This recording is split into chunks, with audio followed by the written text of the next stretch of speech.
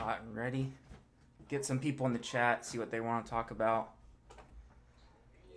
What is up, you guys? It's been a hot minute. Well, we're back, and it's the New School Canes. We're doing this brand new thing. We got Paul here from Miami Hurricanes Talk. We got, obviously, me, and then we got the wholesome one.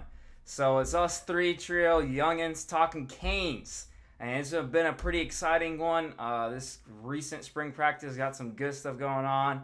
But I'll throw it out to y'all guys. Y'all give me your thoughts, I guess. Wholesome one, you give me your thoughts first, or whatever you want to discuss. How you feeling about the Canes? What do you think about last scrimmage that we got in Orlando?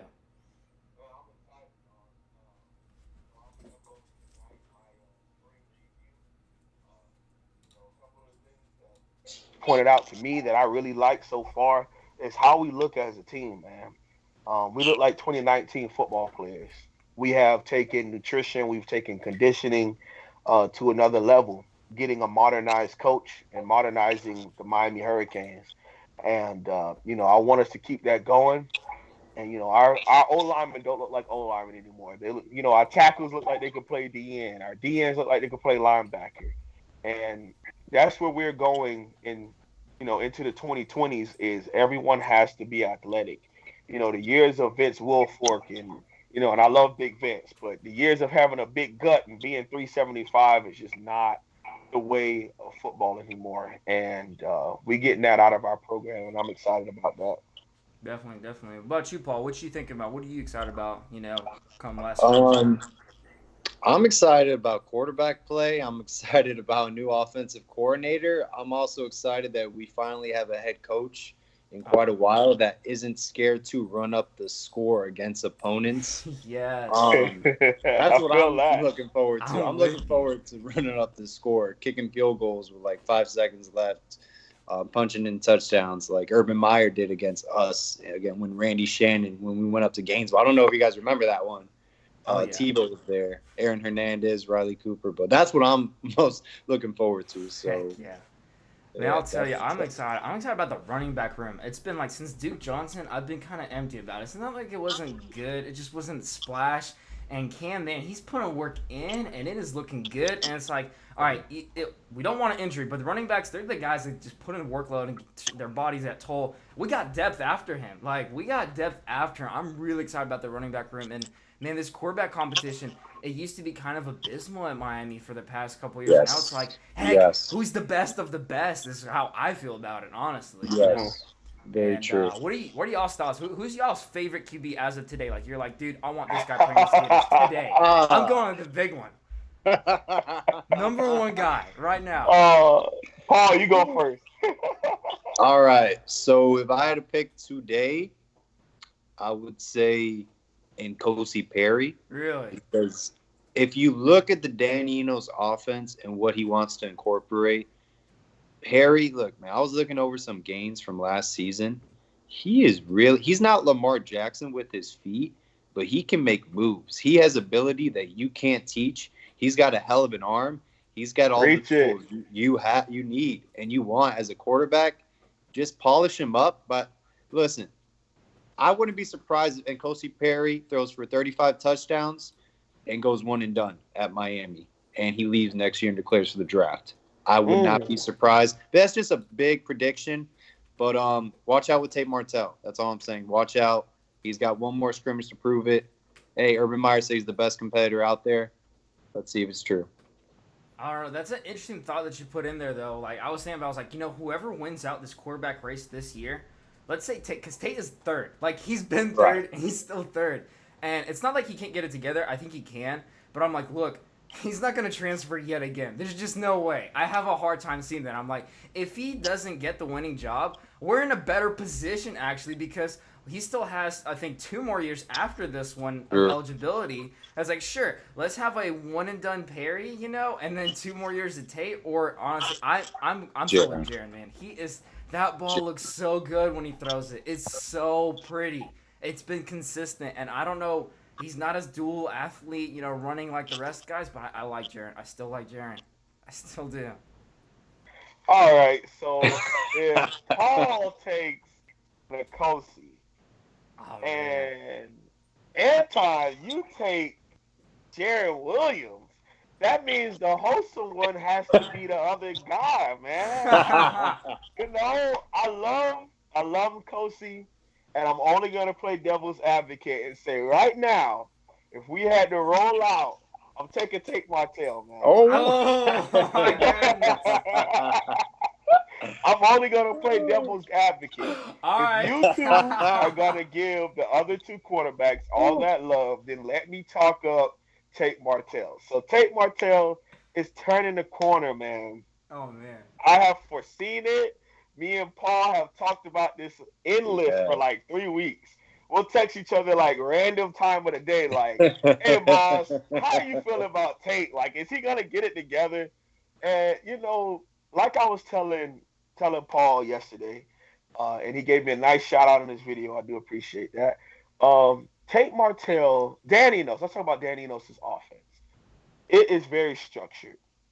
It allows you to have audibles. It allows you to take over as a quarterback if you can do it. If you have the mental capacity, and if he trusts you enough, then he will allow you to make audibles at the line of scrimmage. He'll make you go from a dang I formation to a spread if if you can do it at the line of scrimmage. And Tate Martell is used to playing with a whole bunch of 4 and 5 star guys. He's used to improvising. He's used to just going out there, making plays, and winning games. Then you turn around and you get a coach who's like, no, you're going to get in the damn huddle. You're going to come to the sideline. I don't care if we just broke for 60. If we don't score, you run to the sideline. You get the play from me. You memorize that play all the way up into the line till we get, behind the line of scrimmage and have a huddle. Like, let that play out to everybody in the huddle. Then go from that to the line of scrimmage. Read the defense. See if the play works. If the play doesn't work, then change to a play that will work, and then get in the damn huddle again. Tate Martell isn't used to doing that, and now he's been doing it for 2 weeks or so, 2.5 weeks, of strenuous practice and film study, and he's had a great week the last week of spring. So he has that momentum heading into the summer, and whether he wins or not, whether Jaron Williams wins or not, whether Nkosi wins or not, at the end of the day, we know that this quarterback earned it. Whoever goes out against Florida on the 24th of August to start the game truly earned this opportunity because it hasn't been given, and you had to go out there and beat out these other two guys, for the starting quarterback at the U, and that's how it should be. Yeah, I feel, and that's one thing that got me excited was the media reports are like saying like, look, all of the quarterbacks have improved though, regardless of who's getting it, they've all improved. They've still got a long ways to go. And the other thing that I just did not hear enough of this is they're like, dude, it's gonna be their work with the teams without coaches during the summer. Like Enos has said it, I don't know, like 5 times. Diaz has said it multiple times, and the defensive coaches are talking about, their guys, and heck, the O-line coach is like, that's where the big jump will be, which makes sense. I mean, that's the most time you'll have in your own time. So I'm curious to see how the team is going to react with no coaches. Like, hey, who's with the first stringers? Like, what are they going to throw coins or what? But I'm very interested to see how that happens. I'm curious to see where the coaches are going to throw in, number one, I guess, tomorrow in Orlando. Or not tomorrow, Saturday. So I'm very interested to see that. But the O-line, man, they put in work. They're putting in work, but they're getting banged up. They're putting in work big time, and it's exciting to watch these guys. These guys grow, and hopefully, we are able to get a starting 5 or at least 6 or 7. A swing tackle, a swing guard, and a consistent center, to where these guys can grow and gel. Playing offensive line in high school as a 2-year starter at center, I can speak. That is one of the most important things, man. If your offensive line knows each other, and the good thing about playing center is you get to work with the second quarterback. You get to work with the third string quarterback. So quarterback helps, but not really to a certain extent. Like you can get away with different quarterbacks, but if I had to continuously have a different guard or a different tackle, and they're not used to our snap count on first team, it creates a lot of issues. And hopefully we can get a starting 5 or 6 or 7 offensive linemen who get first team reps that are ready to play. Yeah, and a lot of offensive linemen we have. Kylion Herbert the other day at practice said that his injuries in the past were the reason why he hasn't played up to his ability. Mm-hmm. You know, I'm really looking forward to see what Kylian Herbert can do this year. Right. I'm also seeing if Navon Donaldson is going to live up to that hype. Right. We had the whole coaching staff in a bus show up to his house to get him to commit. Like, is it going to be worth it? I think it will pay off. I think he is an NFL player. I think Corey Gaynor is, and Delonte Scaife. It's a young offensive line. It's very talented. Mark Richt was not lying. These guys become sophomores, juniors, John Campbell, Cleveland Reed, Delonte Scaife. They will be great players. I think they can make an impact right now, and it starts August 24th. Yeah, for sure. One thing that I've been trying to think about, though, and it's been like, I don't know, every spring practice scrimmage, it doesn't matter what, I can't figure out who's going to be the next star player. And it's in a good way, because there's just so many guys that the coaches keep shuffling around and saying, this guy's doing it, this guy's doing it. And one of the guys, who was it? Was it Fowler? He came to Miami, actually, campus, and he said, man, I have seen a different sense of urgency from these Hurricanes. This head coaching staff and this building is beautiful and nice, but there's a different sense of urgency, and you kind of see that with these, brand new recruits and stars working their butts off, trying to get at least some reps, if not the starting position. And I'm just like, all right, it's got to be the transfer Osborne. Oh, no, maybe it's Pope. Oh, shoot, Hightower actually did good in scrimmage. Oh, wow, we have Mallory. Where's Brevin? Like, it's just the shuffle around on offense and defense where people are like worried about, heck, linebacker, we're getting thin. I mean, I'm not going to deny that, but it's spring, and it's nothing serious that they're out for the year. But the secondary, you got DJ Ivey, but everyone's like, oh, well, there's Al Blades too. Like, which one of the two? And there's Bandy still, the solid guy, and it's just like, that's exciting to me. It's different. And it tells you he's got depth. You can rotate these guys if they all have at least half the hype that the coaches are talking about, Heck, the D-line. And that's what you want it to be, man. I'm a well-known second-team Alabama guy, Roll Tide to a certain extent. Because I love Nick Saban, and the main thing that Nick Saban talks about when I listen to him and I read articles about him, not only being consistent and not only being leadership, those are his main two things, but his third one is having competition, man. Competition brings out the best in everyone. We can even look at our YouTube, I was just talking to Paul earlier, just like, hey, early in 2014, 2015, you had All About the U83, and you had Lonzo 1219, you had Rican K and Swag. Those are three guys. We are up to right now, registered as Miami Hurricanes YouTubers, over 30 YouTubers in 2019. Some of us are creeping up into 1,000. Congratulations to Paul. He just reached over 1,000 subs. Thank you very much. Anton's blowing us out the water. Where you at now? 5,000? Jeez. Yeah. He jumped onto the scene and kind of took off. But it's a friendly competition between all of us. Like, hey, one person has great technology and uploads. Like, they have highlights playing while they talk. Someone like me, I do a podcast format to where I have pictures of what I'm talking about going. Then you got Paul. He does like face-to-face camera, like it's a talk at a barbecue type of environment. Alonzo's cutting up and calling people crazy and stupid, Kane Shades Radio, they get on and they have people call in. That's their thing. So everybody brings something different to the table.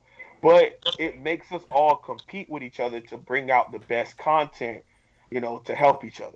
And that's the same thing with on our football field right now is there's competition at defensive line, defensive back, and wide receiver and quarterback. Those are the four positions I could say it's great competition. The other positions, the competition has to rise up, whether it's injury, whether it's lack of depth, You can't really say it's competition at running back if we only have 2 scholarship running backs, Yeah. Offensive line, is it really competition or is it lack of talent development 2 years in and now they're trying to get better? So that's where the question comes, because competition requires there to be equal talent or close to equal talent to make you better. I can't compete with the guy in the 9th grade and expect to be better as a senior in college. That doesn't make any sense. You want it to be close to same amount of level to where those two guys compete and it forces each other to rise up. And I think that we have that at some positions, and we don't have it at others. Also, to kind of add on to what you're saying, Roman Canes, he's on the Orange Bowl boys. He actually played high school football, quarterback at St. Thomas Aquinas. He was saying in order to be a championship caliber team, you have to have championship caliber depth. Mm-hmm. And do we have that at some positions? Do we have that at running back? Because our third string's Robert Burns, and he's not participating. Then there's Lorenzo Lingard. He's not participating either. You know, that's not really championship caliber depth. So we have to start building that. And it starts with the new Miami, which is what Manny Diaz has been preaching. In the past, we didn't have championship caliber depth at all at quarterback. I think we're starting to see. I think we have three good quarterbacks. Yeah. And I'm going to interject a bit kind of random, but I got to get on to Wholesome One is bringing Alabama into this conversation. So if y'all wonder why he's this brag, I got angry at him and I just threw him away. I just said no. He's a Crimson Tide fan. Oh my gosh, you just let me down, man. Crimson Tide fan. No, I get you. I mean, respect. I mean, they've done a good job, but I do not like. I hate the fan base. I can't stand it. Like, I go up, I get, maybe it's where I'm at. Like, I'm in Georgia, and, like, Alabama's right on the border. I get people from all over, like, oh, yeah, I like college football. Go Roll Tide. And at my job, there's more Alabama fans than Georgia Bulldogs fans. That makes no sense at all to me. Really? And I'm like, well, what's your connection with Alabama? Oh, I just like them. Oh, okay. Yeah. So, like, when I turn on the college football playoff, and every year, that doesn't know who's your starting quarterback? I don't know. I don't remember his name. Oh, come on. Don't be a fan later. That's what we're starting here at Miami, and that's why. And that's my biggest bringing thing. Alabama stuff here. Hey, take your shots at the Crimson Tide. If Nick Saban was at LSU, I'll be a LSU.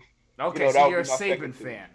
I'm a Saban obsessor because I want to be a national championship.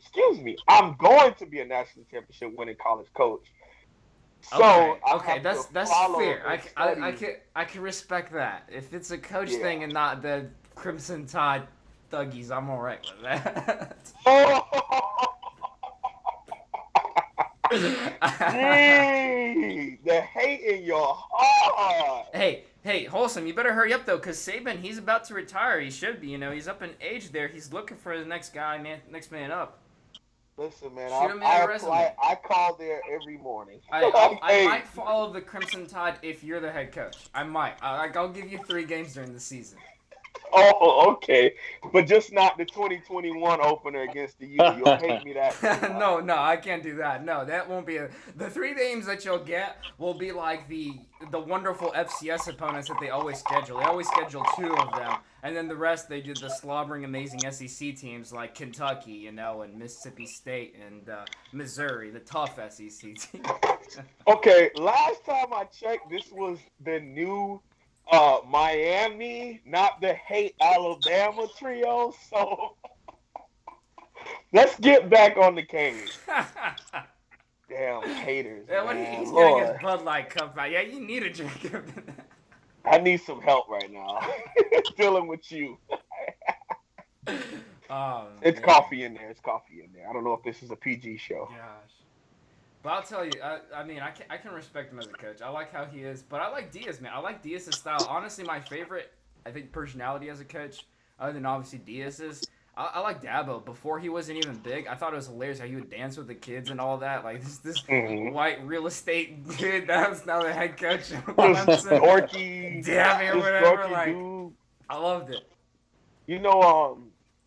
Not do all the talking, but there was back in like 2011, Clemson had played LSU in a bowl game that was like the DeAndre Hopkins come out party, and I was literally sitting there watching it, and I was just like, yo, within the next 5 to 8 years, they're gonna win a national championship. My dad looked over at me and he was like, Clemson has only won 1 national championship since I've been born. I was like, Dad, I know great young coaches when I see one. He still to this day gives me credit for that. And I appreciate that because, most parents don't. They'll be like, oh, he was just guessing. But I was just like, yo, the way his team fought for each other, you could kind of see them building up. In the late 2000s, you were like, hey, this team Clemson, they just could never beat Florida State. That was the team they couldn't get over. Right. And you know, and a lot of people say that's what drove Jimbo Fisher out of Florida State was it got to a point where now he couldn't beat Dabo. And Right. he knew, I can't go to the next level if I can't beat Dabo. So a lot of people are comparing Manny Diaz and Dabo Swinney. And I'll tell you this much. If we're able to hold on to our coordinators for 5 to 8 years, could you imagine us having Blake Baker and Dan Enos for 8 seasons? There's no way it's not a natty or two in there. I don't know if Dan Enos going to stick around for that long. I mean, I think he's going for a head coaching job. I think he's eyeing Michigan State. He's just sitting quietly. That's just what my gut's saying. I could be wrong or something of that profile. But I don't see Dan Enos staying here for like 8 years. See, I'll tell you, when the staff was coming together, what I kind of kept in mind, and I felt like Diaz looked at it, was he was doing basically a recruiting class for football for his coaching staff. In that, instead of putting Pat Key as number 1 defensive coordinator, no disrespect to him, he put Baker there. Because Baker, he knows, is going to do great as a defensive coordinator, and he's going to get a great offer in 1 to 3 years easy. So who's the next man up? Pat Key, okay, now you've definitely solidified your experience. Bring him back up. Same thing with the offense, right? So Diaz, the head coach, is all right. I got Enos in. If I get a system where it's actually looking like you can have fun as an offensive coordinator here, like, okay, fine, Enos, if I want to go away from Miami, hopefully never, but heck, Enos takes over, or vice versa. Enos goes away. You're gonna get any offensive coordinator you want in the country easily, easily. And it seemed to me with even if you go down to like the players that are like GA staff and such, they're guys that are gonna be moving up the chain. I think like he built this team and put these names out there that I feel like are up on the rise. And if you hear him talking earlier in January, that's how he talked about them. I was like, oh yeah, I wanted guys that have room to grow, room for potential, and like for that next step, which is good for a coach. And you want to build your career. You don't want to stay stagnant ever. So who do you think he would trust to take over as coordinator once Dan Enos leaves, or if Dan Enos leaves? Oh man, you put me on that spot. Oh my god. I'll tell you what, I wasn't high on Applewhite when they were talking about him. I really wasn't, and I was really. I felt like there was a dark horse, and I'm glad it was Enos. I don't know, like, Enos, I hope he stays around for more than a year, though. I mean, he's got a family and such, like, he doesn't want to keep moving around, but he might go for a head coaching job somewhere else, because he said he wants to be a head coach. If he leaves, like, after a year or two, you're going to have to look at that crop, because there's a lot of offensive coordinators and head coaches that are unproven, I think, that are, like, up on the rise, like, they might get there. I think the biggest thing that a lot of people don't realize, and me going into coaching, me going into being a GA, you have to be open to wanting to travel, and you have to be open and understanding that it's kind of like a fraternity. So you're going to be under these trees, and you're going to have to figure out which tree you want to be under so that it helps you continue on later on in life. So a guy like Dan Enos, if you trade, like, I love to do research. I mean, I don't know if either one of you noticed that, but on my channel, like, I love to talk stats and I love to be able to talk fluently. So I do a lot of reading and I watch a lot of interviews so that I can just talk about people without having to look them up a lot. And Dan Enos, he's under that tree of, he played at Michigan State, a 2-year starter, a Rose Bowl winner. Literally, after being a GA and an assistant coach at Michigan State, got the head coaching job at Central Michigan at a young age. Like, low-key, early 30s, he was already a head coach for 5 years. Then he took the demotion down to Arkansas offensive coordinator because he saw it kind of plateau as being the head coach. So he wanted to go back down to being an OC so that he could prepare to take another step as head coach. And I could see him after that at Arkansas, he went to Alabama and made all of his connections at Alabama, and that's why Nick Saban was willing to put him in as the new OC and then he was going to be there for a year or two and then take another head coaching job. So I think what shows great is when you go to a place that was struggling, and then you are the reason why they're no longer struggling. Right. That helps you take the step as being a head coach. Just like Manny Diaz. Manny Diaz struggled at Texas as a DC. Took that step down, went to La Tech, built it back up, went to Mississippi State, built it back up, then took the DC job at UM. Well, he's on the rise. People are seeing that he's on the rise. And the reason why these teams are doing better is because of Manny Diaz. So Miami is like, whoa, we can't let this guy walk out the door. Because anybody who's watching right now, between all three of us, if we knew that Manny Diaz took the Florida State job instead of Willie Taggart, we would be in trouble if we had Mark Richt and Manny Diaz went to Florida State. Yeah, we would. So he's on the rise, and there's nothing saying that he will have anything wrong happen as the head coach of Miami. Defensively, he ran a great system. He ran a clean program defensively. We had no issues. We didn't win all the recruiting battles because we weren't handing people $100,000. No shade. But he's developing people. So, Dan Enos does the same thing. We may not be able to hold on to him, to like 2022, but I could see him having a top 15, top 10 offense for the next 2 years. Oh, yeah, absolutely.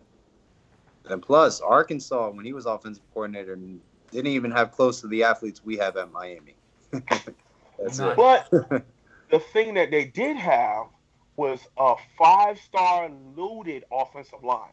Everybody on that Arkansas offensive line played snaps in the NFL. And they were able to steal Denver Kirkland. How did I even remember that guy's name? Wow. He was from like 2012 at Miami Booker T. Miami Booker T. Washington. But he is one of those guys that we wanted at Miami really bad. And Dan Enos' offense is one of the reasons why he was the main recruiter of Denver Kirkland. And that's what got him to go to Arkansas instead of at Miami. So, his offense is going to recruit itself. But at the same time, I'm just super excited to see where it goes. All right, my chat is going crazy, and they're throwing a whole bunch of stuff at me. So I'm gonna just throw one thing out here. All right, guys, this is jokes. You're gonna have to laugh at this one, but all right. Where do you go when there's a chance of a tornado? I'm gonna go to Ben Hill Griffin Stadium, Florida Gator Stadium, because there's a low chance of a touchdown there. Ooh. Safest place ever. Oh my God. That's for you, George. Who came up with that? Oh, I don't know. I saw it somewhere. It was like, where do you go? And they had just some stadium, and I was like, oh shoot, I'm totally throwing Florida Gators on this one. Oh my God. That's it's funny, but it's just as bad as when they said the hurricane was going through northern Florida, and they said put a Florida State sticker on your house because no hurricane ever has a touchdown here. Oh my gosh. That was in 2017, and we hadn't beaten them in a while, so it was kind of funny. But that was a lot better than the Florida State one. That was good. Oh man.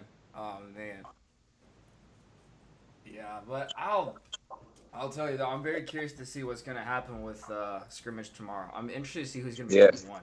Like, they said N'Kosi Perry #1 QB. Yeah, the media wasn't like. It's not like they don't shun Perry, but they're just kind of like looking at the new toys, I think, so much. Like, oh, look at these new players. Look at this transfer. Look at Jaron up on the rise. And we had Perry. We saw what he did. But that was, like, different, And he was putting in work after practice today. So I'm curious if he stuck out #1 or if Jaron made some headway.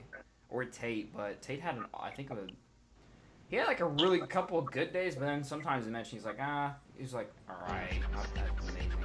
I'm curious to see whose team won there. We'll see. Go ahead, Olsen. I have a question for you guys. Yeah. If you guys had to really sit up here and say, and I'm thinking about making a video on this, what is the problem when it comes to Miami Hurricanes getting top-notch recruits and them not playing the same for Miami? Why would you say that happens? That's a good question. I got to think on it a little bit. I mean, I So could go give first me an if you guys- example, like Chad Thomas, you would say? I would say Chad Thomas if we're talking statistically. Because he But wasn't he the five reason, star? yeah, he was. The reason Yeah. why I wouldn't put Chad Thomas in there also, he was put in a bad situation scheme wise. Right. You know, he played 4-3. Well, in high school, you know, down there in Miami, it's a lot of fast guys. So he really played D tackle in high school. But he was recruited to play strong side defense at end. Right. So the 1 year he actually gets to play 4-3 defensive end, he becomes a top 3 round draft pick. When he spent the last he spent 2 in a 4-3 and 2 in a 3-4.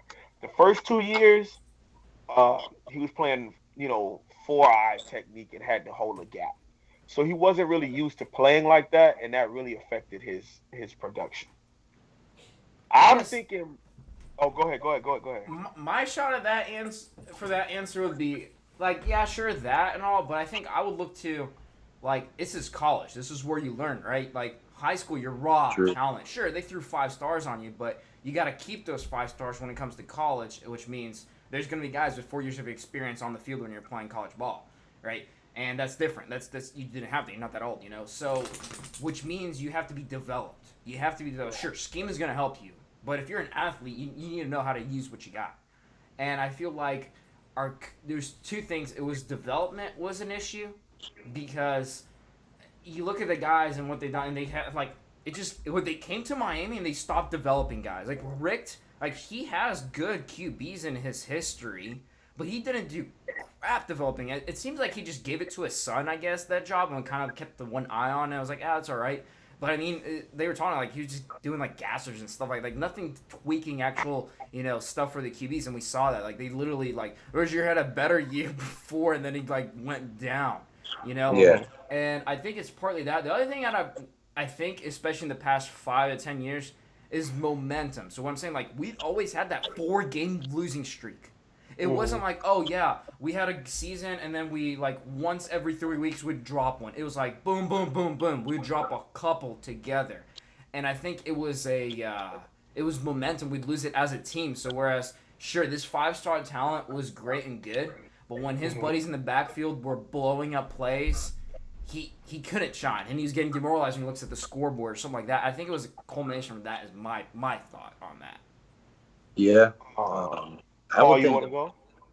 Yeah, I think evaluating too as a recruiting staff. You look at Bar Milo, 4-star recruit, offensive lineman out of Southern California, where I haven't seen high him school as Brad show up. Cotton. Yeah, I haven't seen him show up in one game his whole career. That's on evaluation. That's on recruiters. I remember Sam Shields. This is going back to the end of maybe beginning of Randy Shannon. Sam Shields came in with all this hype at receiver. My dad said he's never seen so much hype around a kid since Michael Irvin. Then there was Anthony Riddick in that same class. Yep. Sam Shields had a great NFL career with the Green Bay Packers, but he wasn't playing receiver for them. He was playing a different position. Maybe he should have played that position his entire career at Miami.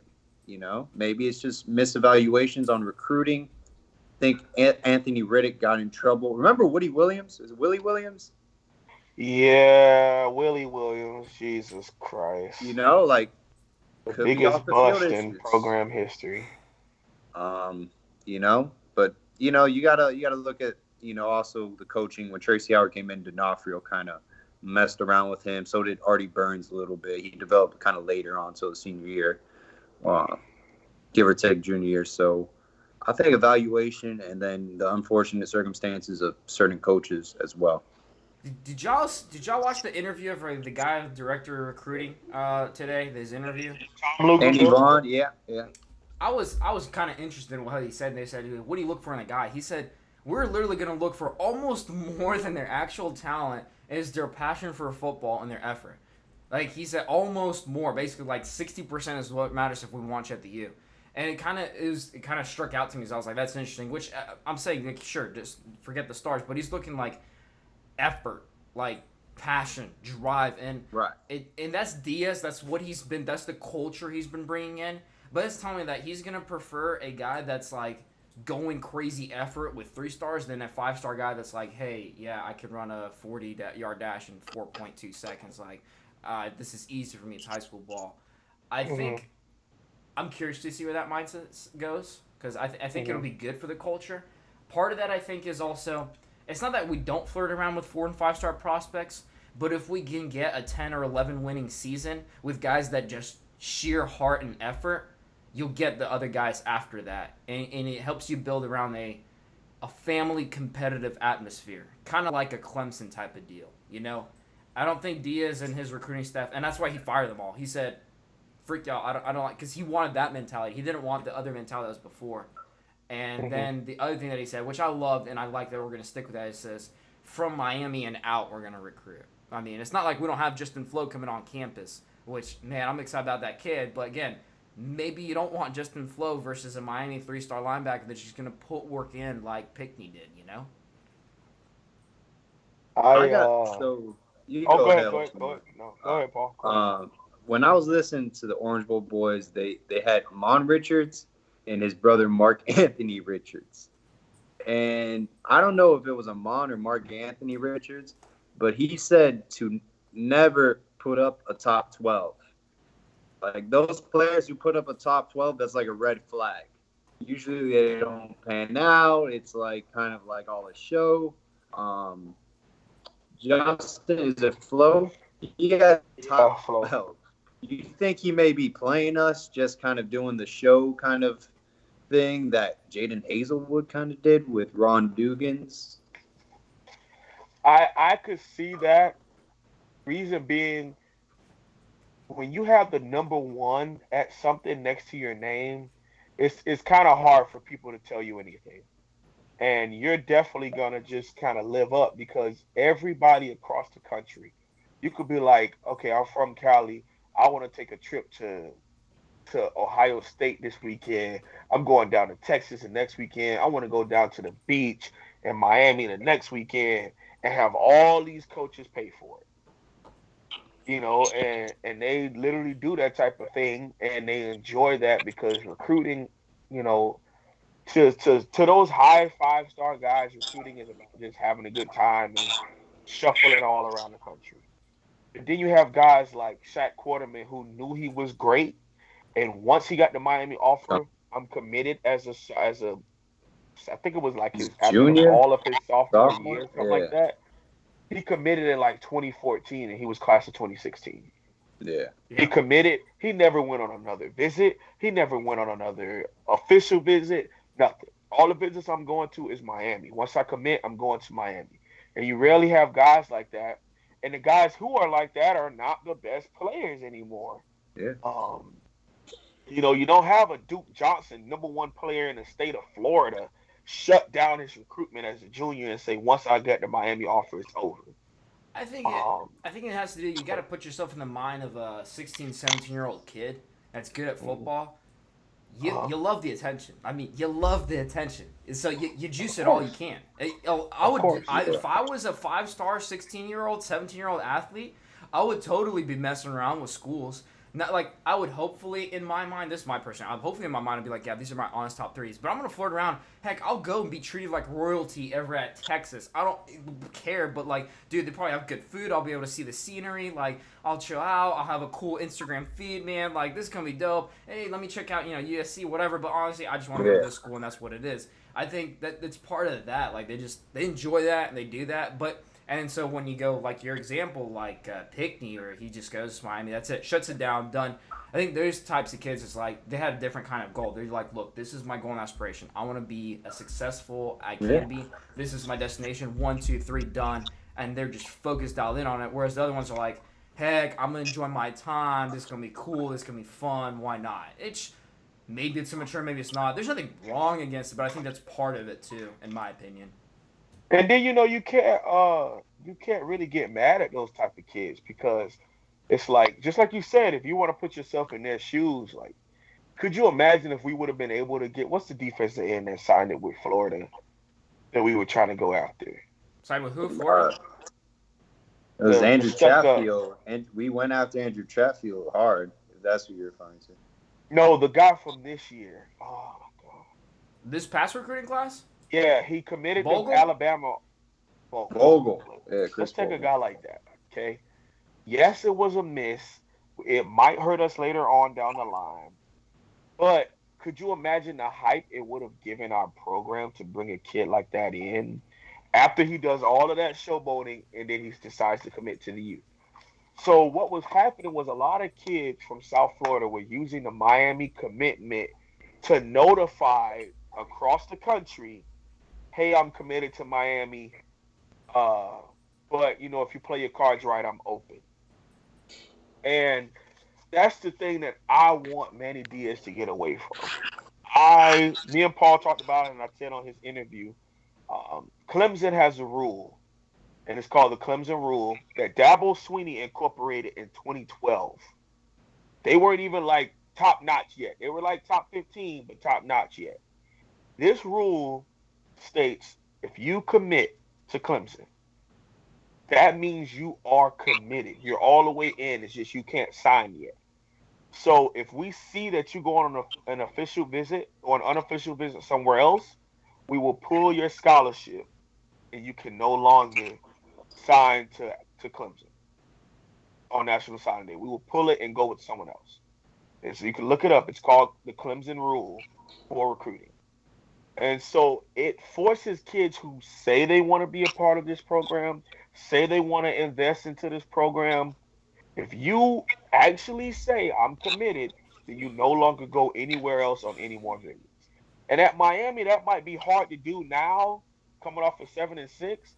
We tie together a couple of 11-win seasons, and that'll be something easy we can do too. To where Manny Diaz is like, "No, I don't want you to be a part of this if you're not a part of our program all the way in. If you're gonna flirt and use us as a side chick, I don't want you to be a part of this program." By the way, speaking of Clemson, Frank Latson, I believe he's out of South Dade High School in Homestead. If you saw their spring game, I haven't been impressed with a freshman like that since Julio Jones. Oh God! I'm just being real. That Is he kid's gonna end up blowing us out again? Frank Latson is the real deal. It's pretty scary how good that kid is. Mm. And he's out of Homestead. Like, fuck. South Dade. Oh man. I don't know. We'll see. It got pretty I'm dark saying. in here, man. All that negative energy. We're all just putting our heads down like, "Oh God." That's gonna be a tough game, man. That's gonna be Clemson, if we get there. It's a lot of stuff we gotta handle. I will between tell you now what I and do then. see. Again, it's all social media, but I'm seeing constantly now in my feed where recruits coming like, "Yeah, I had a good visit," but they're just saying I had a good visit. They're like, "Wow, this place is different. I freaking loved it. Like, I was embraced. This is really different. This is amazing. I see what the head coach is doing here." And they're not just kind of like, "Yeah, it was cool. There's another one." Like, it was different. It was really good and all.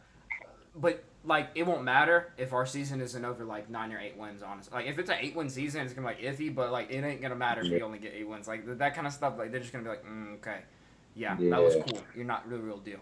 All hype. Right. And I think his work conduct, the one-on-one drills, like, and heck, him having fun, it's all part of that. I think it's different. Plus the facilities. I mean, the facilities have gotten tweaked, and they needed to be so.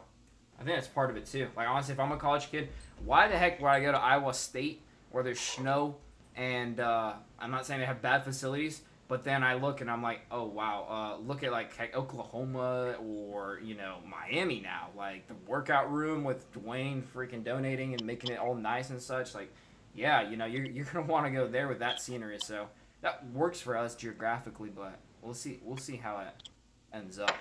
We gotta win. That's it. It's We gotta just win. that simple. I was just about to say that. We gotta We win. get W's. It's nothing holding us back.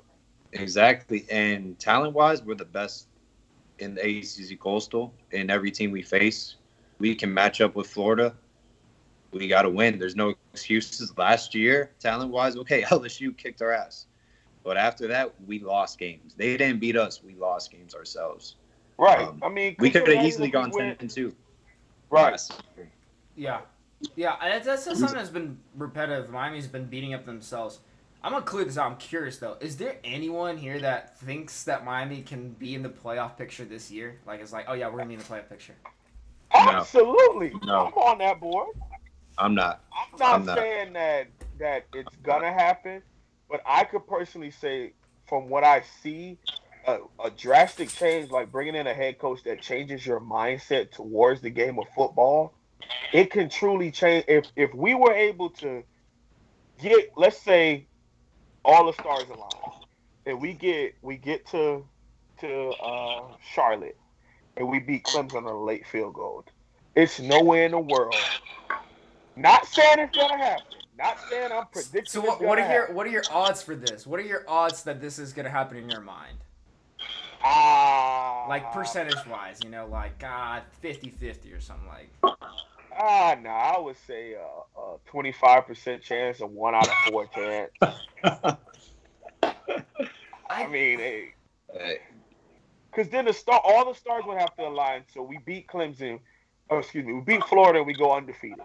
Undefeated Clemson, undefeated Miami, or maybe even one loss Miami, somewhere in there. And we beat Clemson on a late field goal. It's no way that they will with that weight that this U carries. There's no way that they don't put a one loss or undefeated ACC championship Miami into the playoffs. Now, do I think we can compete with the Oklahomas of the world, the Alabamas of the world? Can we compete with those championship teams? Absolutely not, because their D lines would embarrass our O lines, no questions That's our asked. problem. I think if we can have a chance, but to like be like boldly putting bets on it, honestly, the O line is the big hold for me. Like I could put bets on just For about all any of us. position. I'm not too scared on our defensive side anywhere. I'm not too scared with our wide receivers or running backs. I think our quarterbacks will tighten up enough. But our O line is just such a hole where like I don't know if I can bet on it with those guys. Like this, it's a different world, man. It's a different world. It's got to start there though. O line can get us through Florida, but not Clemson. Not Clemson. Clemson's a different Yeah. animal. Our That offensive train that they line. got going there, I don't know. That What if well-oiled we machine. do beat Florida, or what if we lose to Florida but beat Clemson? Like I can see that with the momentum, you know. Yeah, but we got to be healthy. That's the end of the We do year. have to be healthy. I'm with you there though. We have to We have. got to be That's healthy. been a tough one though. The other thing where you mentioned before, we are talking about recruits and not going all the way. Talk about injuries though. Like injuries Jesus. really scale us. Like let's take Duke Johnson. Injury No, he's bug. doing good, and Cleveland is like, all right, we'll keep him. He's kind of like hand me down running back there because it's so studded with Chubb and that woman abuser Hunt or whatever. Oh, Should not whoa. be in the NFL. Should not be in the NFL. Come on, man. They kicked out Colin Kaepernick, which whatever, fine. They don't want the political deal, and I'm all right. Whatever. I'm not gonna even get into that. But how can you have a dude that's like on video, like freaking beating a woman? They're like Cleveland Browns, like come here, man. We got you. Like Anton. that's Oh, my God. I'm not okay with that. So much hatred in your heart. God. Wholesome Get have to you go to the off camera. church. Lord. They call me wholesome for a reason. You start reading scriptures off to me, man. Are you okay over there? Oh man. Oh I'm not man. gonna get into a political debate with you. I'm not gonna get into that. I listen. I don't know how I would react if a woman spit in my face and called me the N word either. Okay, I'm just gonna leave it at that. All right. Well, You know, back to it's one of topic. those Duke. things. Yeah, See, yeah. Duke could have like been a better running back and possibly not have to compete with that kind of stuff. If he didn't get injured, like that Florida State game and that ankle, like he lost the rest of the season out there all that time, you know. And you got to make as a running back, you can't be making an impact 5 years down the road in NFL. You got to be like your first couple because they get banged around, you know.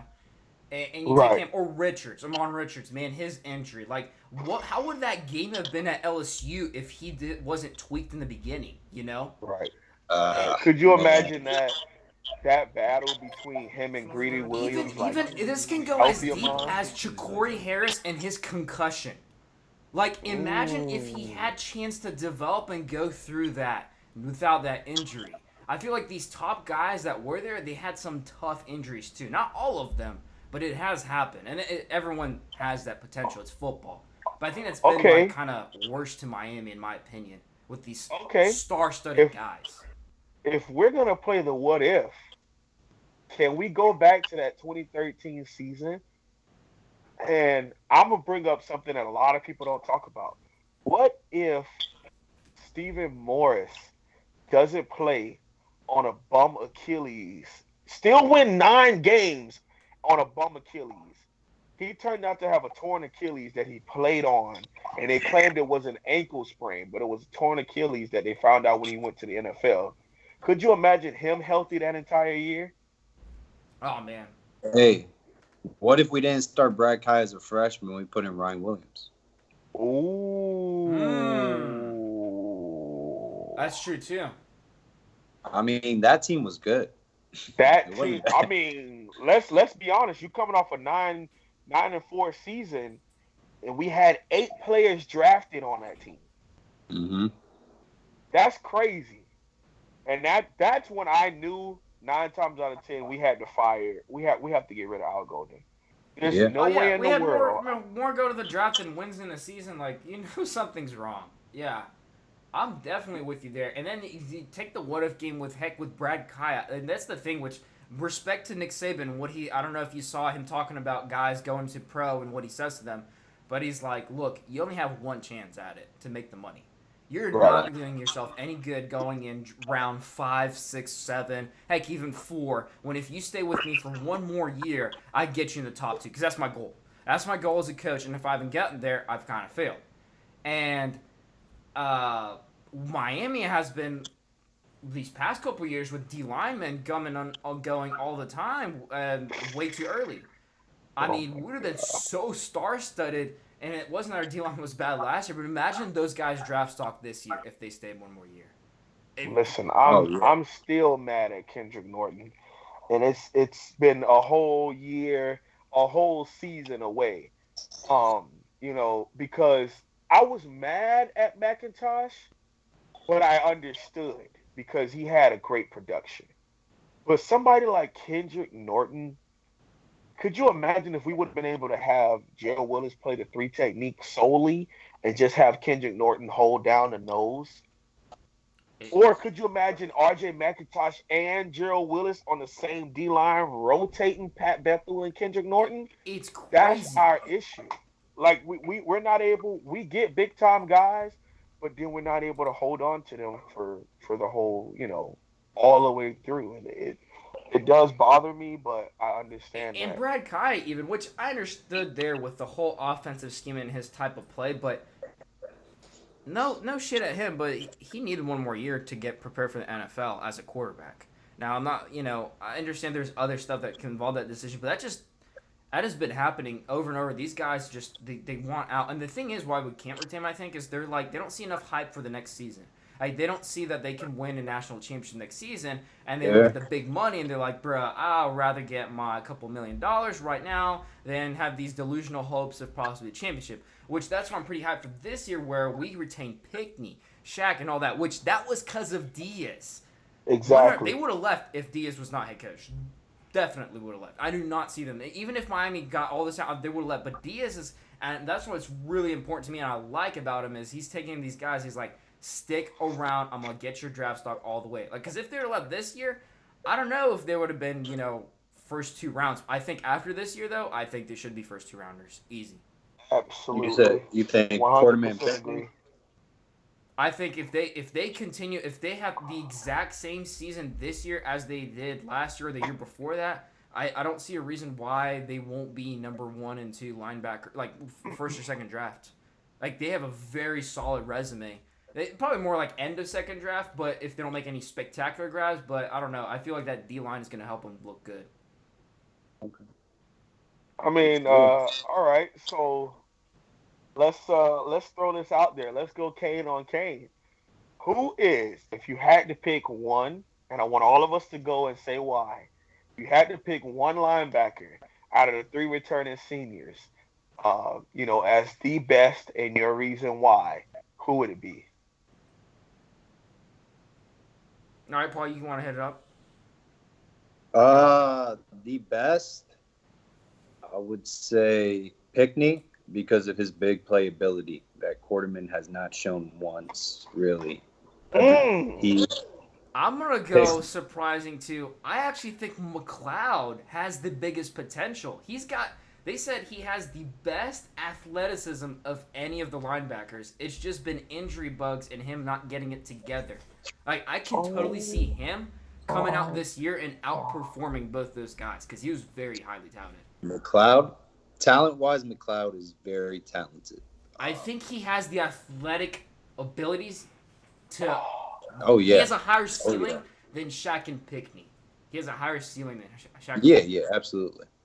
I would agree with that. What do you think, Wholesome One? McLeod. I think so. I would agree with that statement. Zach McLeod sucks. Oh, Zach yeah. McLeod. Listen. I gotta turn my camera on for this. Y'all gotta see my face. Listen.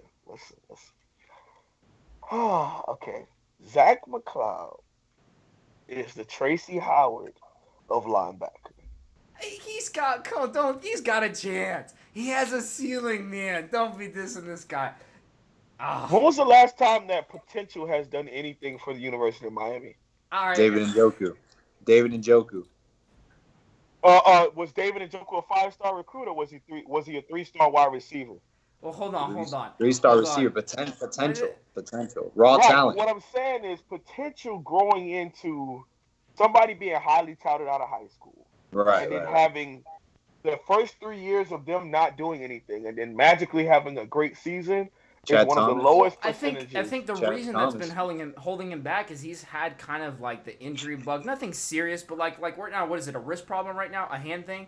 It's not like you can't run and do stuff, but it's like it's in the back of your mind. It's kind of psychological. And it was I can't remember which coach it was on staff. He said, "Look, this guy, he might just surprise y'all this year. I see it in practice, but he just doesn't get it together." Okay. I have a crazy reaction to McLeod because that's my fault because I was more hyped about McLeod than anybody on our coming out. So it hurt me, and I see what you're saying. Calm down.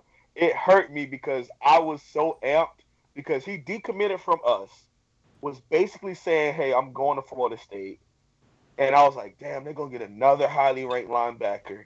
He decided like, no, I'm recommitting to Miami. I'm all in for Miami. So that's why I was crazy hyped about Zach McLeod coming out in 2016. I'm like, we finally got a guy who's highly touted and all in that's going to produce. Then I saw him out there in 2016, and I saw that he was like slowly getting better. But it, like you said, the injury bugs was on him, and it took a little while for him to turn that corner. But when he did, like his film versus West Virginia and that bowl game was some of the best outside linebacker play I've seen in a while. But then, he played well against the run in 2017. But this past year in 2018, I don't know if they should have just threw a red shirt on him or something. But his injuries might have just taken over. I think it was that. I think it was his injury and the psychological effect of it. Not that it was hurting him so much, but he was just scared to mess it up more. Maybe. Well, who's your top linebacker? Shaq Quarterman. Shaq. And I called him out on my channel. I called him out in my not saying that I'm the reason why. I'm not saying that at all. But I seen him take the next step those last couple of games last year. That pick against Virginia Tech is something that he was not doing majority of his years there. And like I've told Paul multiple times when we talked last season, or when I would talk to, Dreamcatcher 305 or talk to Alonzo 1219, I would say, I love Shaq Quarterman, but he is not making any memorable plays. You're right. He doesn't have the chain on him. He doesn't. The first time he wore the chain was Virginia Tech. Virginia Tech with that one interception. And that's what I was saying. Like, yo, you have one career interception as a 3-year starting middle linebacker. That's not. But I think that his trajectory, because of how he ended out last year, I'm excited to see where he can take this year. Oh, yeah. me and Paul talked about how he sits in interviews. Like, if anybody wants to listen to a leadership player be able to articulate himself and represent himself, his university, and his family, listen to Shaq Quarterman do interviews. You're I like, damn, this guy definitely, might be a without damn question, I love politician. that about him. Like when I heard him Yeah, freshman year, I was like, oh my goodness, this is a kid you want on your team. exactly. And everything he kept saying was the standard leadership. And he's from Oakleaf. That's not even like a high-powered school in Florida, And but he's he helped smart. them Like make you it to can the tell playoffs. how he talks. He's got a mind on, Right, And I right. think he's sometimes misread situations and it put himself where it's like when it's bad, it's like his head is on a swivel and you're like, what? Like you're so good. Why are you doing that? And I'm Hmm. not sure what's up with that. But I think I'm curious though with him and the other linebackers. Maybe it's chemistry too, because that does kind of affect into it. But I will tell you another kid that really stuck out to me on the character part for this year is this new wide receiver, Jeremiah Payton. Peyton. He doesn't play like a freshman. He doesn't look like a freshman. I heard him Yep. talking. I saw him playing. I said, look, we might be talking about Pope and Hightower, whatever, but hold the phone. Let's take a Who's step this back. kid? Yeah, yeah. This Yep. this Yep. is I like this kid a lot.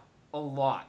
I Jeremiah was Payton. super, super, super hyped about Jeremiah Payton because I said on Mark Rogers TV like 6 months ago, I had never seen a top 10 wide receiver at his position shut down recruitment especially for Miami. Of course, people shut down recruitment for Right, Bama. Like, right. all right, I got the one place I want to go.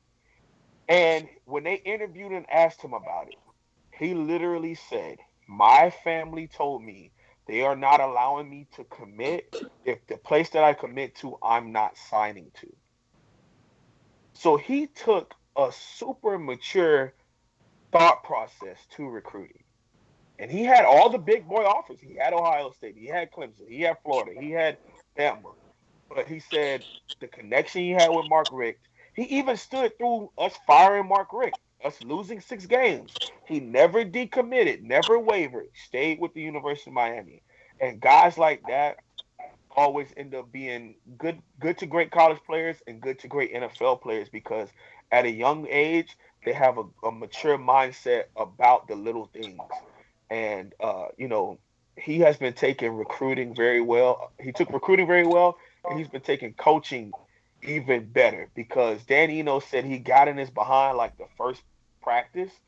He took exactly what Dan Eno said and made sure he never messed up on that again for the next 14 practices.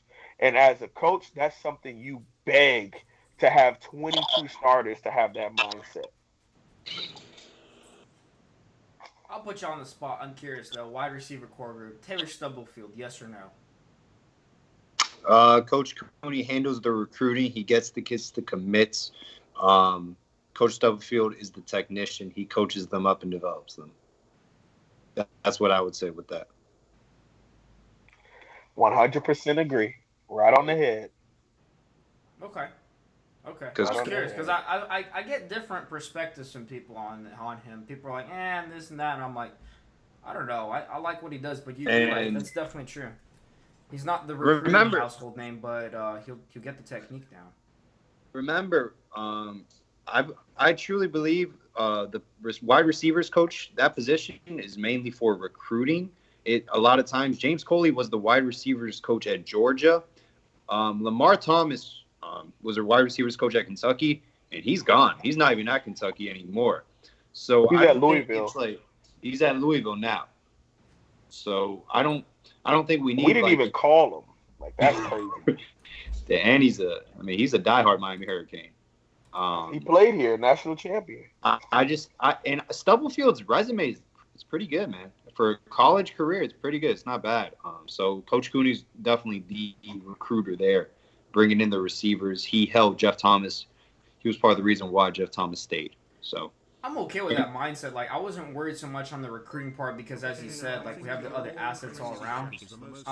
But I've been kind of scratching my head, and I know it's 15 minutes portions, but I keep seeing Enos having to do his job. Like, and so like, no, they're not doing what they're doing here. I need them to do this or that, or Yeah. misalignment or whatever. And I don't know if that's a coaching chemistry thing or not, but I've kind of seen some of that, and it's made me, it just kind of think twice about it. Yeah, and him saying, Enos literally took a whole practice, at least when the media saw it, and was like, let me coach up these wide receivers. Step Practice aside, nine. Stubblefield. Yes, And sir. Yes, sir. I'm not saying that it's definitely bad or whatever, but I don't care what job you're at, like coach or not. Like if someone has to come in above you and say, hold on, let me do this for you because I can do it better. Right. Right. A little worried from my side. I'm not 100% as y'all. I understand and I agree with y'all. He had a great college career. Hey. He's a technician, but he's a good coach. Like you can know how to do something, but you got to be able to teach it. And Right. I don't know if he's got that. We'll see. Speaking of receivers, Mookie Cooper. I don't know if you guys seen his film yet. I really want that kid to be at Miami Hurricane. I would love for it, but once Oregon comes, because that's his dream school. That's gonna be Oregon? his. Yeah. That's Cristobal. Mario Cristobal, man. That Man, I would have been. told y'all, when it was the Rick hiring, I wanted Mario. Man, my dad wanted he's Mario? from FIU. Yes, I wanted sir. Mario. Yes, sir. My dad, he was See, at Rick Myers the think FIU alike, program man. started when I was in Miami. I remember I got the shirt like first year, whatever. I saw Mario, I was like, man, this is the guy. Goes to Alabama. I'm like, well, no surprises. He's gonna be a head coach somewhere else because Alabama's basically the rehabilitation center for anyone else. Time out. Are we not going to talk about the time that he was at Miami for 3 months? He bounced on us. Yeah. He said, Let's explain why, though, for people who don't know. Because I was in high school and I was there when when Miami was recruiting Larry Hope, who played cornerback there and left because he didn't like the program anymore. Larry Hope, yeah. We played high school ball on the same team, and Mario Cristobal came in and was his recruiter. Listen to me. Mario Cristobal. I knew then that eventually Mario Cristobal was going to be a national championship winning coach. I'm calling it now. Oh, yeah, definitely. Not just the uniforms. I've always kind of enjoyed the Oregon kind of style program. When they got Mario, I said, oh, man, they got a gem. And people said when Rick left again, they're like, well, hey, why don't we throw Mario again? Then people are like, we got to buy him out. I was like, hey, he's not going to take it. He's happy where he's at, and he's building something that it's, man, and their quarterback, he's definitely, if not now, it's or later. I'm with you, man. He's on the rise, number one. Now, see, the two stories I have about Mario Cristobal. Number one is when he was there at the U, and he got signed. He left FIU where he was a head coach to come be offensive line, assistant head coach, and head of recruiting at the University of Miami with Al Golden. And the story goes that he literally went in with the U on his polo, and he went into Miami Central High School down in the slums of Miami. And there was a Florida recruiter there. He literally told them to get the F out. This is Miami territory. When we're done talking to the recruits here, then you can come in. Damn. Who the heck is going to tell Mario Cristobal, 6'5", former All-American right tackle at the University of Miami, turned great coach, who's going to tell him, F you, get out of my way? And he made the Florida Gator coach wait outside, not of the locker room, not of the school, in the parking lot until they were done. And he left, then he let him go inside and recruit his players. And Al Golden got word of that, didn't like it. They got into an argument, and he let that one go. He said, all right, coach, I will pull back with no problem. I will understand your regulation however you want to do it. Wait, Golden didn't like that? Yes. And 2 weeks later, man, cheesy Mario Penn State piece. 2 weeks later, because he said, and you can go to any interview when he first went to Alabama, they asked, that nut. Did you leave Miami so early?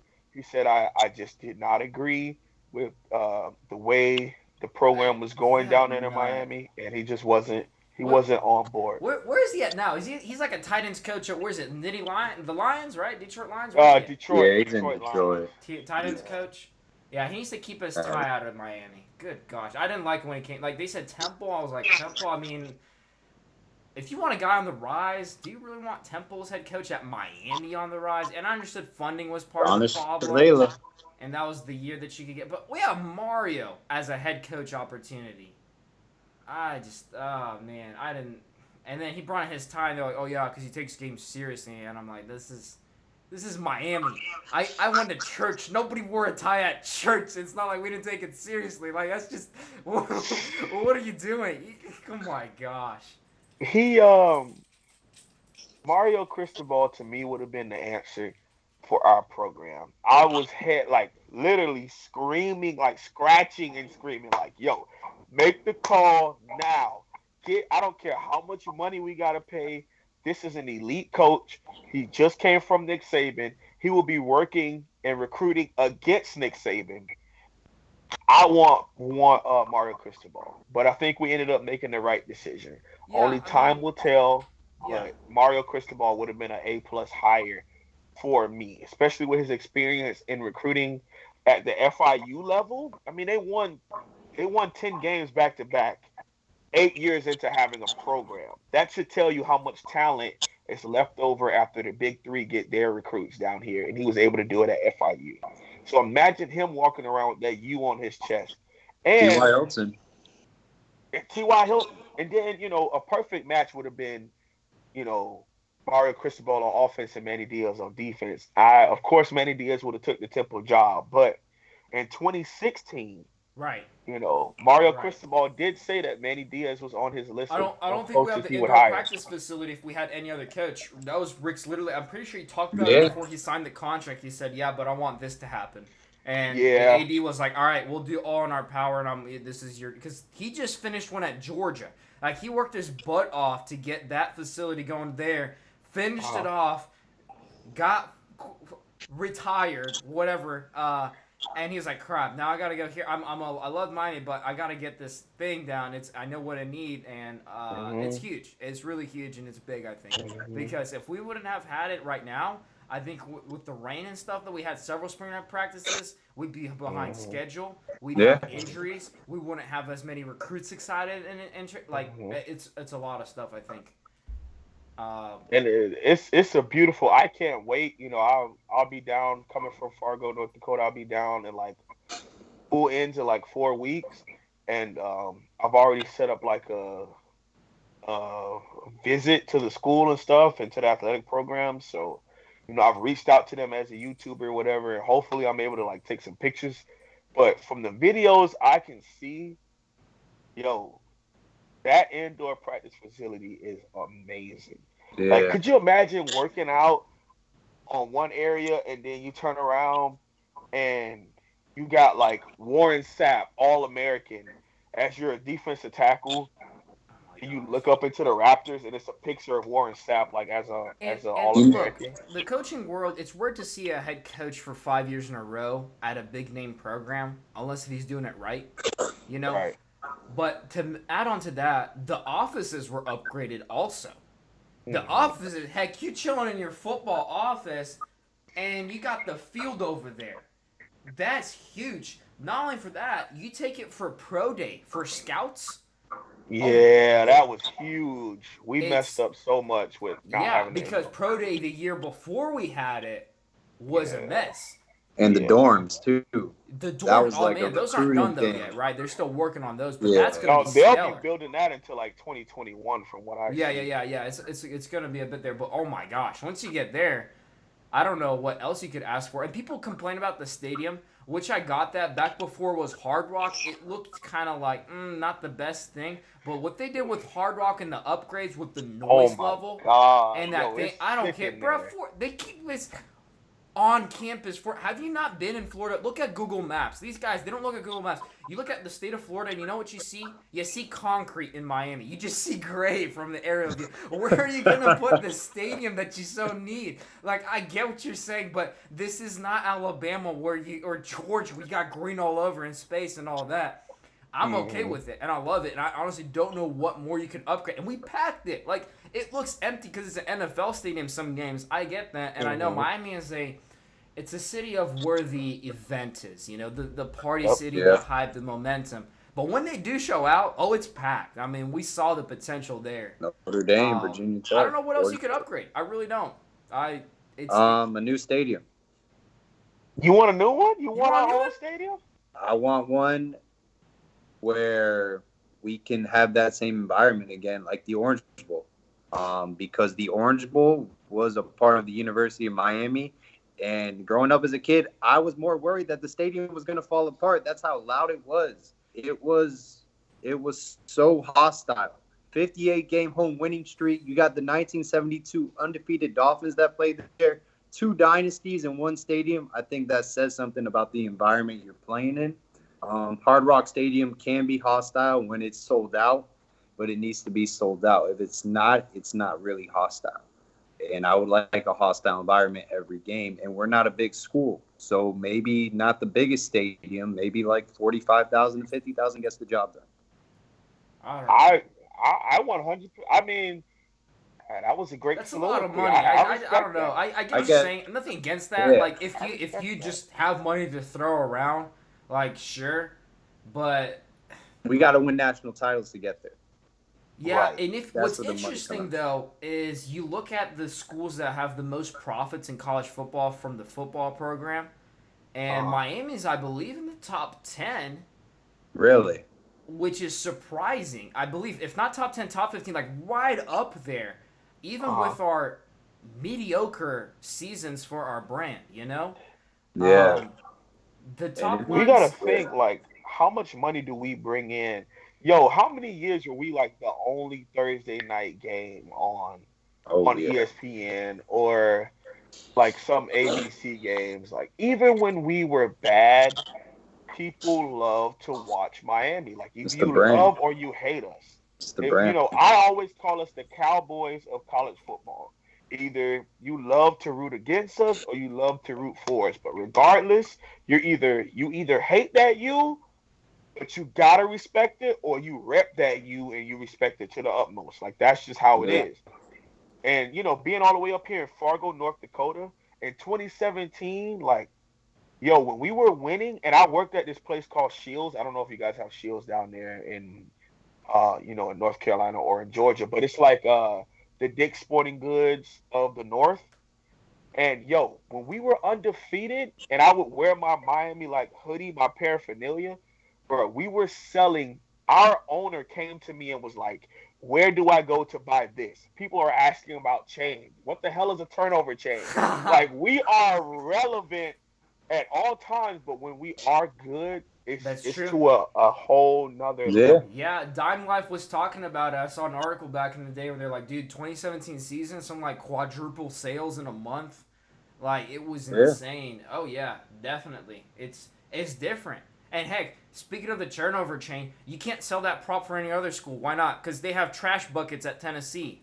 Oh, God. Do you remember when Oregon did the little knockoff chain? Oh, my gosh. Oh, my. Didn't they have to do an official statement and apology after that? Like, yeah. I was like, that's just cheesy. Come on. Yeah. Thank God we were winning. Which one did I... Imagine us doing that and win like 6 games. Which I think they're not using anymore, they're saying. I don't know. Secure the bag, whatever. Yeah. And then listen, I don't know if this is a PG show or not, but there's a 4-letter word that begins with F that I like to use when we talk about that school. If since we're talking about Florida State, I would say this. I think Willie Taggart the interviews are just getting awkward with him in the media.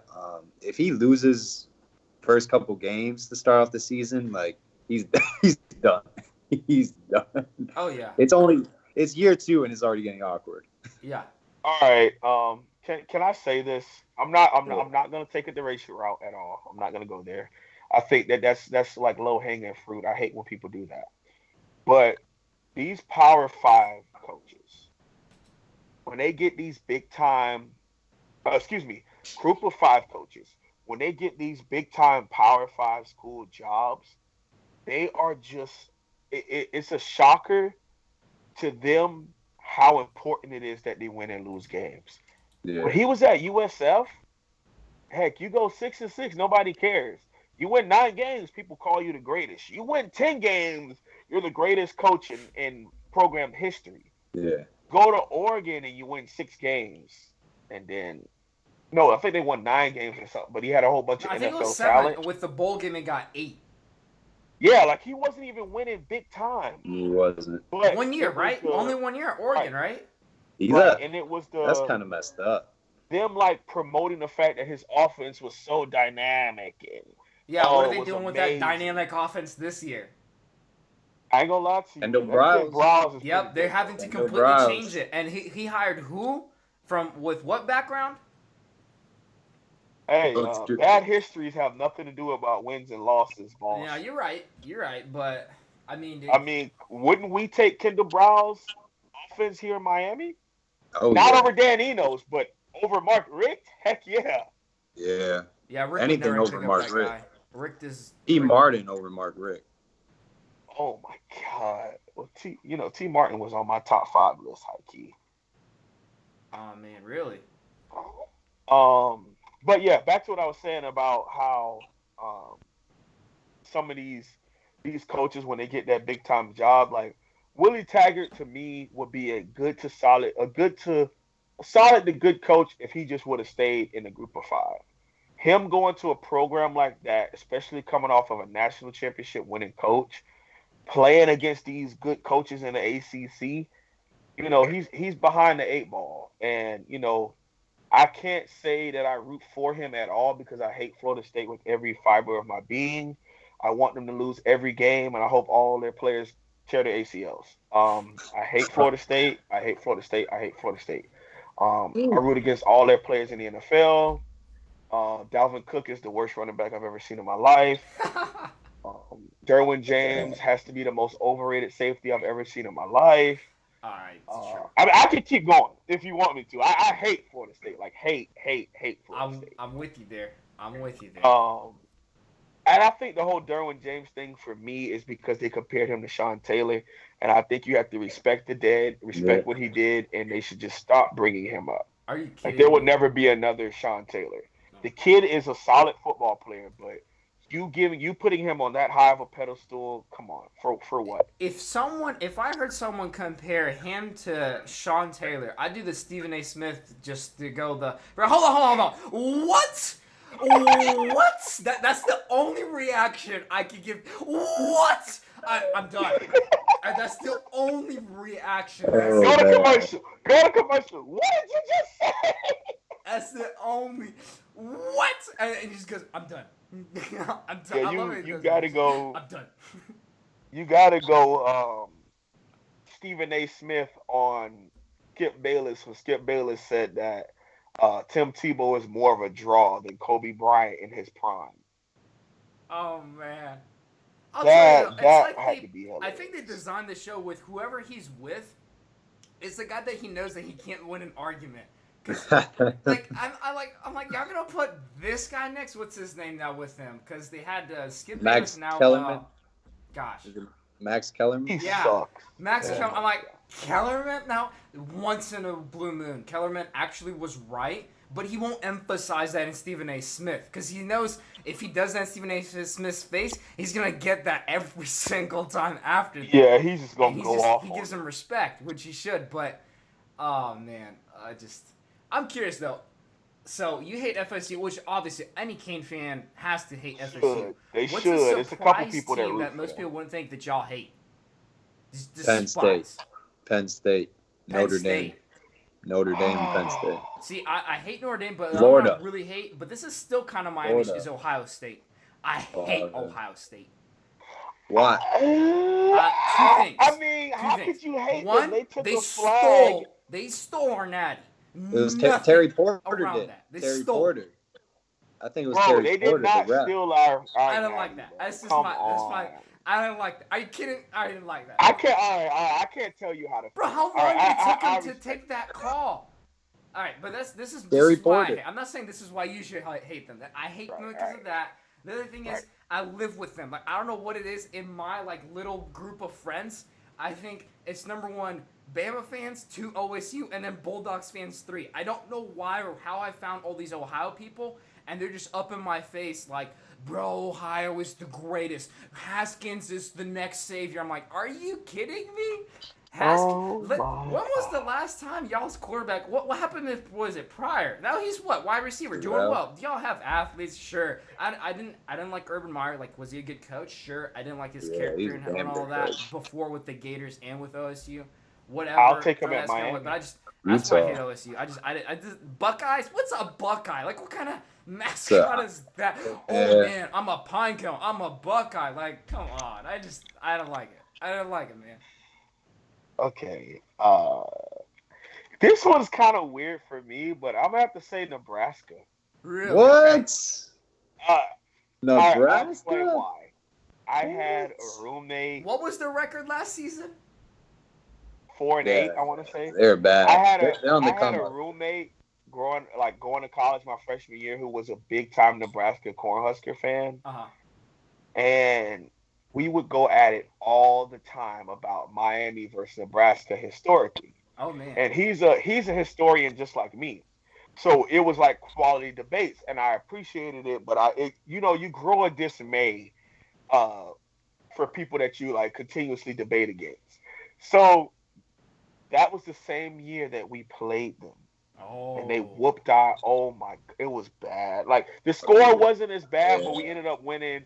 We lost 42 to like 31 or something like that. Yeah. Prime time football.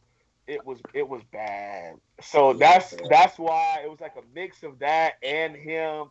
He was like, oh, he was going crazy on me all day. We almost fought. It was bad.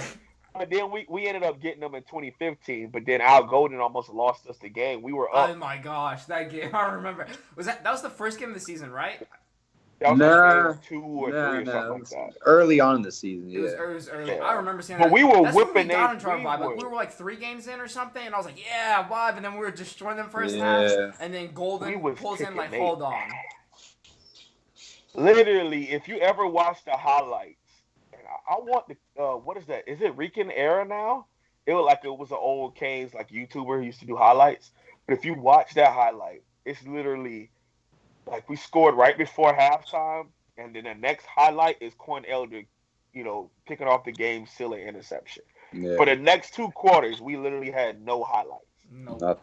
So it was all right. I have a question for you all. All right, Yeah. last 'Cause one. I don't know. I I gotta don't. wrap it up. All right. All right. So I'll make it a good one. Who would, or back then, over the last like 10 years or so, what is the one recruit you guys can say it hurt you the most that we didn't get this guy? And what do you think would have happened if that guy would have come to the U? Like, what would have been his production? Ooh. I can answer that one easily. Go ahead. He was committed to Miami. Patrick Peterson. Oh, He was okay. committed to Miami. Yep, for like 2 years. And my consolation would be LaShawn McCoy. But Okay. if Patrick Peterson came to Miami, I think the defense would be shut down. I think we probably would have won more than 9 games under Randy Shannon, probably Right. 10 or 11. Patrick Peterson is a shutdown All Pro Bowl cornerback. You go Yeah. next, because I gotta think on mine. I'll be honest. This is me in recruiting. Like, now with the channel, I've been like on it, looking at it. But in the past, But you weren't always like that. Yep. I was like, I looked at it and then I saw all the decommits and I forgot their names. I said, "Frick you! I can't believe it. Stand with the U, whatever. This is what we got. I love these guys." Uh-huh. I didn't retain those names. I just Okay. didn't retain those names. I'll go first. I'm gonna say a guy who did us dirty and it kind of hurt me. I'm gonna have to say Matthew Thomas, dog. Number one outside linebacker class of 2011, 2012, Yeah. no 2012. And he was hard set on Miami. Said like I'm going to the U. It's like throwing up the U at Booker T for God knows how long. and then signed with rival Florida State.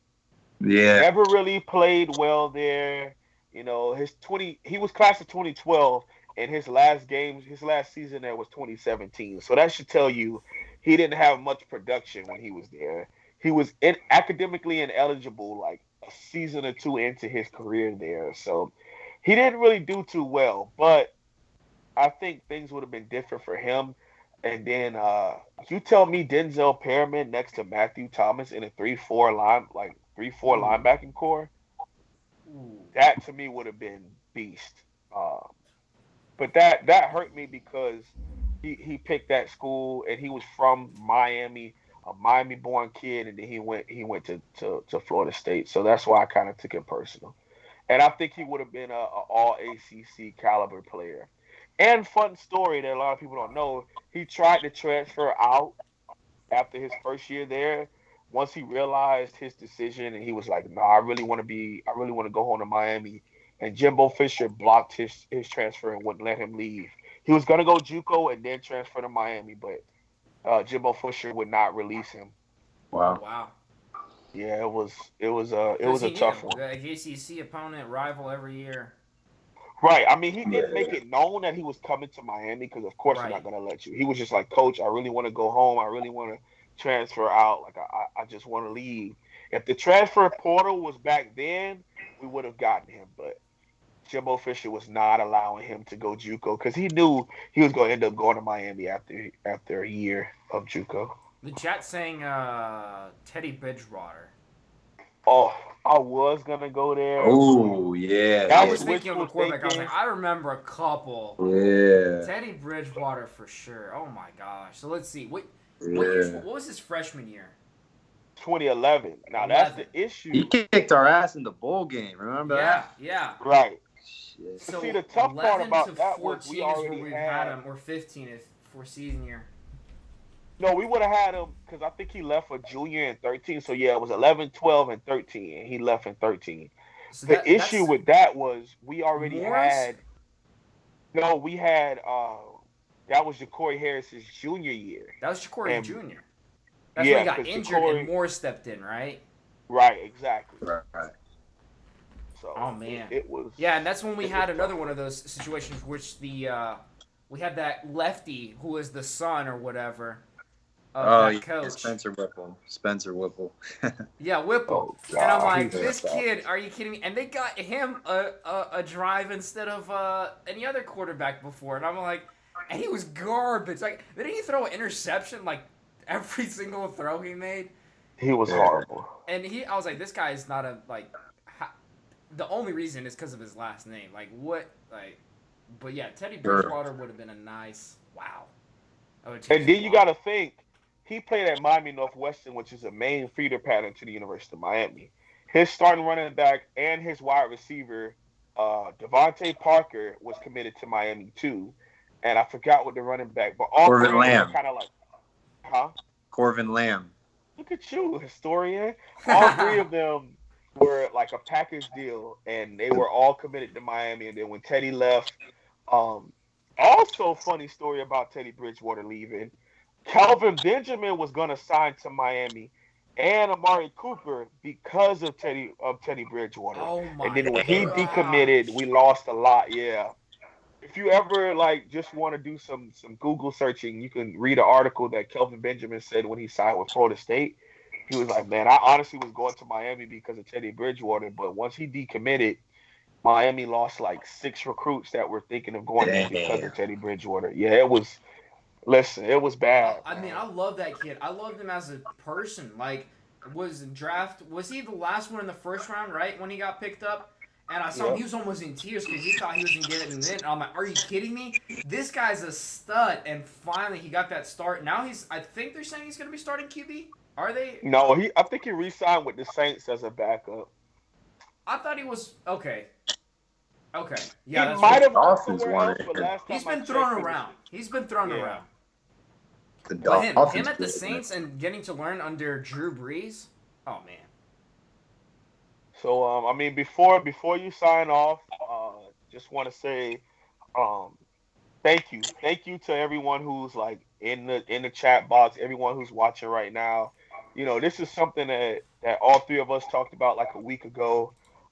Straight We up. didn't know how it was going to turn out, but from what I'm seeing and the reaction, I think we got a good thing going right now. You know, New School Canes. I think it's a great title. Um, you know, all of us are under 30, so we'll no longer be sitting here talking about the 80s and 90s Canes. Like as you can hear now, we're talking 2008, 2006 and on. Yeah. We're bringing new school to the table. Yeah. Days of the Orange Bowl, days of the Ray Lewis conversations, those are behind us. You know, we're moving forward with the program, and no shade to anyone else who's old school. No shade to, of course, we wouldn't be anything without the 90s and 80s Except for teams, some but cane shades. We can throw some shade that one. oh, I'll be quiet on that one. Damn. We're new school Canes, man. Hey, And it's Miami Hurricanes talk. It's Miami Hurricanes time, and it's the wholesome one, Holloway, representing the U family. yes, sir. Yes, sir. Hey, Paul, I'll give you the closing statements and then I'll sign it off. Hey, it was a pleasure. I want to thank Anton himself for setting this all up and bringing the idea.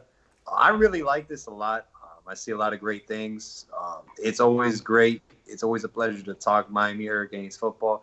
It's my dream to take over Don Bailey's job one day. That's like the back of my head, my dream. I don't know. Maybe one day, knock on wood, say a couple Hail Marys if you're Catholic. But we'll see. We'll see. Man, guys, I'll have you. So you're gonna be there, and then Wholesomeone's gonna be coaching the Crimson Tide or the Miami Hurricanes. Shoot, what am I gonna be doing? I didn't even throw myself there. Oh my gosh! It's okay. You'll be the water boy on the I'll sideline. get the We need water. those guys too. All right. I'll be the owner. I'll be the owner of whatever. Wow! I'll buy out Wow. ESPN. I'll be the GM or what have you. You might be the AD at Miami. I'm There the we head go. coach. Yeah, Yeah. come on, that's the lame job. You throw me as the AD, man. Oh my Oh, gosh. man. Oh, Oh, I'd rather be like man. a recruiter. So he throws AD, man. Oh my. Oh my goodness. God! I'll I can be see the you president in one of the those school, tight bring in the old big man bucks and suits. just chill on my like yacht, but y'all can be. But man, that'd be Oh, my legit. goodness. That'd be awesome. And hey, big aspirations, big goals. Gotta keep grinding. We got some time.